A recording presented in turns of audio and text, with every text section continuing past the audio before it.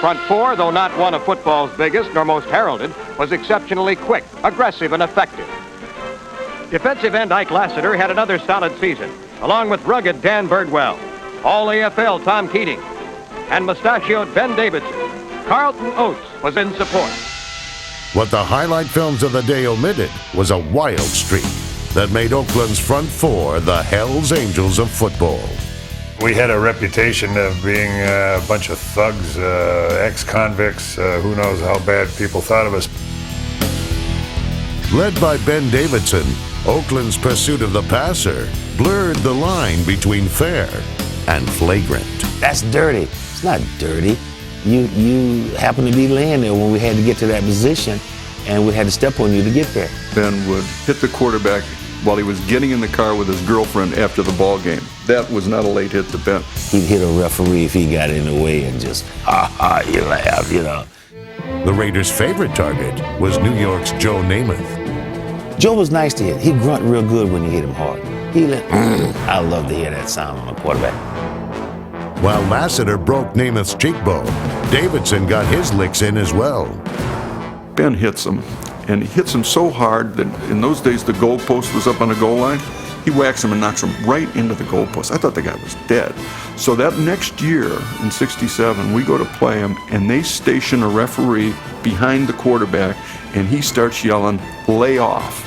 The officials were yelling at us, "Don't touch him, leave him alone." And I mean, that's not their job. Their job is to reach back and throw a flag when you do it.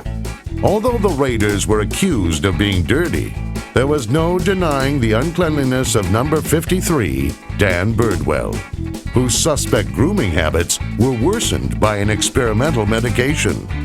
DSMO makes you smell like oysters. And he'd get in the hole, and everybody in the hole just move away from Birdie and just let him stand there by himself. Danny was covered with hair. He had hair from his knuckles to right where his hairline was right here, and his body was covered with hair. Looked like he was wearing a sweater almost. His roommate kept saying, you know, God, my toothbrush stays wet all the time. Birdwell was using it too. He'd come out of the shower, he'd slap all this hot shaving cream on him, and he'd go like this. Wham, wham, wham, wham.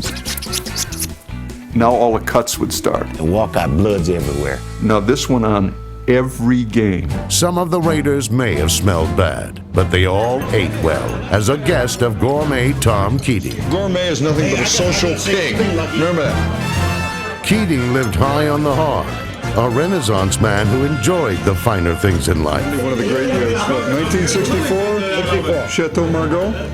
Yes, Tom Keating, gourmet cook, wine collector. One night there were 7 people in attendance, and we had 17 bottles of wine. And we started out with champagne, and Tom had a perfect bottle of wine for each course.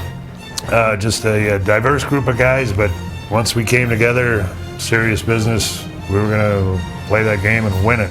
In 1967, the Raiders' defense set a record with 67 sacks and helped lead Oakland to Super Bowl II.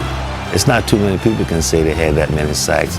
It's not too many people say they can play a football game and a team come out minus yards for a game. We were about as good as you could get for a 3-year period. I mean, we were just knocking them down right and left. You were a team, but you were allowed to be different people. All they really wanted you to do was play football.